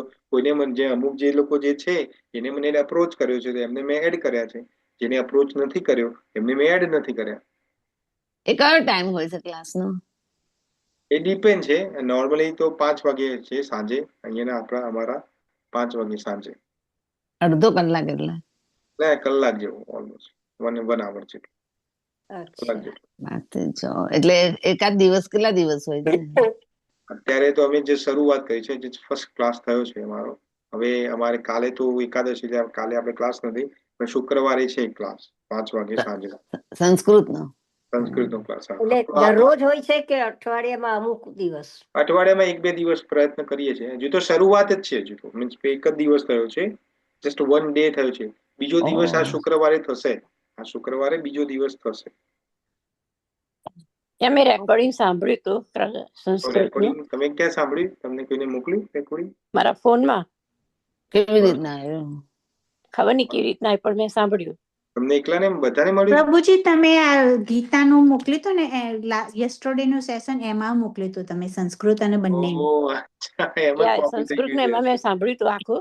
અચ્છા, એમાં કોપી. એટલે મને લાગ્યું કે તમને કઈ રીતે ખબર પડી. અચ્છા, હા, એમાંથી કોપી થઈ ગયું છે. અચ્છા, એકચ્યુઅલી મને એમ થયું કે તમે મૂક્યું રેકોર્ડિંગ. ના, મને ખબર જ નથી કે મેં શેર કર્યું છે. મને લાગ્યું મેં બીજા ગ્રુપમાં, જે મારો સંસ્કૃતનો જે ગ્રુપ છે એમાં શેર કર્યું છે, પણ મને ખબર નથી કે આમાં આવી ગયું છે. અચ્છા, એટલે ખબર પડી તમને. સારું, તો કોઈને ઇન્ટરેસ્ટ હોય તો મને અપ્રોચ કરજો. શુક્રવારે છે, આ શુક્રવારે. એટલે કાલે તો હવે આપણે ક્લાસ નથી, કાલે એકાદશી છે, પાંડવ એકાદશી. નિર્જલા એકાદશી જે તમે કહો ભીમ એકાદશી, તો કાલે જો બને તો બધાને પ્રાર્થના છે કે નિર્જલા એકાદશી કરજો. નિર્જલામાં તો અનાજ ના ખાવાનું હોય પાછા, ને પાછા પાણી ના કશું જ ના પીવાનું, હોય તો ના જ ખાવાનું. પાછા તમે કે નિર્જલાનો મતલબ પાણી નથી પીવાનું, અનાજ તો ખાઈ શકાય એવું નથી. ને અનાજ પાણી વડે જ પાકવાનું ને. એ તો ભાઈ ગુજરાતીઓને કોઈ પકડી શકે? ગુજરાતીને તો ભગવાન કૃષ્ણ નથી પકડી શક્યા તો બીજા તો કોણ પકડી શકે? હા, એટલે અનાજ પણ નથી ખાવાનું અને પાણી પણ નથી પીવાનું જો બની શકે. પછી તમારે મેડિકલ કન્ડિશન હોય તો પીજો હોય પાછા. એવું કાલે ઉઠીને ઘડી પડે પછી તમે માથના વાપશો તો હા, કારણ કે અમારાથી નહીં થાય એવું. હા, ના તો કોઈ કોઈ વાંધો ના નહીં. કરે. ડાયાબિટીસ હાર્ટનો મેડિસિન લેવાની હોય એટલે કઈ નહીં, પણ અમે ફળ ફ્રૂટ ખાઈને કરશું. હા, ફળ ફ્રૂટ ખાજો. યા. હા, ફળ ફ્રૂટ ખાજો. પણ જેનાથી થઈ શકે, જે કરી શકતા હોય, જેનામાં સામર્થ્ય છે, કોઈને મેડિકલ પ્રોબ્લેમ નથી, જે બરોબર છે, તો એને તો કરવી જ જોઈએ. કારણ કે એવું કહે છે કે ભીમ એકાદશીમાં એટલી ક્ષમતા છે કે આપણે જે બીજી બધી એકાદશી નોર્મલી 24 એકાદશી આવે, રાઈટ? તો 23 એકાદશીમાં કોઈ અપરાધ થઈ ગયો હોય કશું હોય તો ભીમ એકાદશી કરીએ તો બધો જ અપરાધ મુક્ત થઈએ છે. અને બધી જ એકાદશીનું ફળ આ ભીમ એકાદશી એકલો આપે. હવે એનો મતલબ એ નથી કે પછી બધી એકાદશીનો નહીં કરવાની, ખાલી આ એકાદશી કરવાની, એવું પણ નથી. બધી એકાદશીઓ કરવાની છે, પણ આ એકાદશી વિશેષ છે. ખાસ કરવાની. હા, પાણી ખાસ. વગર. ભીમ એકાદશી એટલે ભીમ 11 કરી નતો શકતો એટલે એને એક 11 નિજરા હા, એકાદશી કારણ કે કરતો હતો. વૃકોદર હતો. એને હા, પાણીમાં રહીને કરી હતી એટલે. યા. હા. હા, એટલે જે પણ તમારે જે સામર્થ્ય પ્રમાણે જે હોય એ તમે કરજો, રાઈટ? એટલે આપણો કાલે ક્લાસ નથી. હવે આપણો ક્લાસ હવે નેક્સ્ટ ભગવદ્ ગીતાનો ક્લાસ છે એ રવિવારે 8:30 વાગે છે. તો રવિવારે હશે. પણ સંસ્કૃતનો ક્લાસ આપણે શુક્રવારે 5 વાગે છે અહીંયાના ટાઈમ પ્રમાણે. તો EST, EDT, આપણે તો હવે EDT થઈ ગયું છે, સવાર ટાઈમ થઈ ગયો છે. તો EDT ટાઈમ પ્રમાણે આપણા ટાઈમ તમારા ટાઈમ પ્રમાણે 5 વાગે. હા, જેમ મારો ટાઈમ 8:30 વાગે આપણો ક્લાસ હોય છે ને અહીંયા, તમે તમારા ટાઈમ એડજસ્ટ કરો. જે તમે, કારણ કે તમે કેલિફોર્નિયામાં છો ને, તો તમે 3 કલાક પાછળ છો, રાઈટ? હા, તો અહીંયા 8:30 છે તો તમારા 5:30 થાય. તો અહીંયા 5 થાય તો તમારા કેટલા થાય? 2 વાગે. 2 વાગે. હા, એ રીતે એક્ઝામ તમે જે ટાઈમ પ્રમાણે જે જગ્યા હોય એ પ્રમાણે તમે એડજસ્ટ તમે જોઈ લેજો. બરાબર. કોઈને પણ જોઈન થવું હોય તો મને કહેજો, તો હું તમને ગ્રુપમાં એડ કરી દઈશ. મને એટલે ડાયરેક્ટલી મેસેજ કરજો. હા, ડાયરેક્ટલી મને વોટ્સએપમાં મેસેજ કરજો. ઓકે. તો આ સાથે આપણે અહીંયા વિરામ આપીએ. કોઈને કોઈ પ્રશ્ન નથી, રાઈટ? ના. હરે કૃષ્ણ. કોણ કહે છે હરે કૃષ્ણ? તમારો અવાજ કોણ? આનંદીબેન. હા, આનંદીબેન. એકાદશી જરાક સ્ટોરી તમે કહેશો કે કાલે પરમ દિવસે? શું કહો છો? ભીમ એકાદશી ની સ્ટોરી જરા, કે નિર્જળા કેમ એકાદશી કરવાની હોય છે એમ. ભીમ એકાદશીની સ્ટોરી બહુ સિમ્પલ છે કે એકાદશીનું મહાત્મ્ય તો આપણને ખબર છે, પણ ભીમ જે હતો, એ ભીમ તો ઉપવાસ નતો કર્યો. કારણ કે એના પેટમાં જે અગ્નિ, આપણા જે પેટમાં અગ્નિ જે છે, રાઈટ, એની 100 ટાઈમ ગ્રેટર કરો, 100 ગણી એટલી અગ્નિ હતી. એટલે એમાં તો એવું હતું, ખાતો તો તરત પચી જતું હતું. એને એટલી ખતરનાક અગ્નિ હતી. તો એને તો ખા જ કરતો હતો. એટલે એનું નામ છે ભીમસેન. તો ભગવાન કૃષ્ણ એને સમજાવ્યું કે એકાદશીના દિવસે તો નહીં ખાવાનું, પણ કે પ્રભુ હું તો એકાદશી ના કરી શકું, મારી અગ્નિ એટલી પાવરફુલ છે કે હું તો, મને એવું લાગે હું બળી જઈશ. તો ભગવાન કહે છે એક કામ કર, તારા માટે વિશેષ એકાદશી હું નિર્માણ કરું છું. તો ભીમ એકાદશી ની અંદર કે છે કે નિર્જલા કરવાની છે. એ વખતે તો જેટલી પણ એકાદશી આપણે કરીએ છીએ તો એમાં જે પણ ત્રુટી રહી જાય છે તે બધી ત્રુટીઓ માફ થઈ જાય છે આ ભીમ એકાદશીનું બરોબર પાલન કરવાથી. એક છે, પછી બધી ઘણી બધી બીજી કથાઓ. નિર્જલા એકાદશી કેમ કહેવાય? શું કહો છો? નિર્જલા એકાદશી કેમ કહેવાય? હા, તો આ જ નિર્જલા એકાદશી. નિર્જલા એટલે જલ વગરની, પાણી પણ નહીં પીવાની, એને નિર્જલા કહેવાય. તો કાલે જે એકાદશી, હા, તો શું કીધું તમે? હેલો. હા, તમે નિર્જળા એકાદશી કેમ નામ પડ્યું એમ, કે શેના માટે, શું કર્યું હતું? હા, તો ભીમને ભગવાને કીધું હતું ને, આદેશ આપ્યો હતો કે જમવાનું તો બહુ દૂરની વાત છે, પાણી પણ નથી પીવાનું.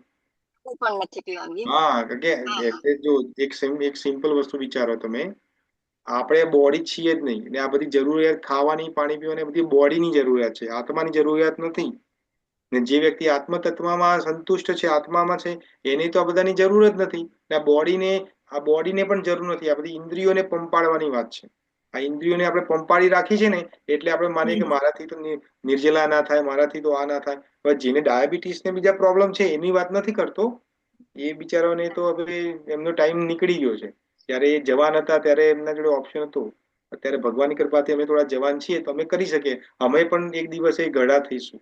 તો કદાચ એ ટાઈમમાં ભગવાન ના કરે, નારાયણ, અમારે પણ કોઈ બીમારી આવી જાય તો અમે પણ કદાચ ના પણ કરી શકીએ. પણ અમે જયારે જવાન હતા ત્યારે કરી હોત તો એનું કમ્પેન્સેશન થઈ જાય.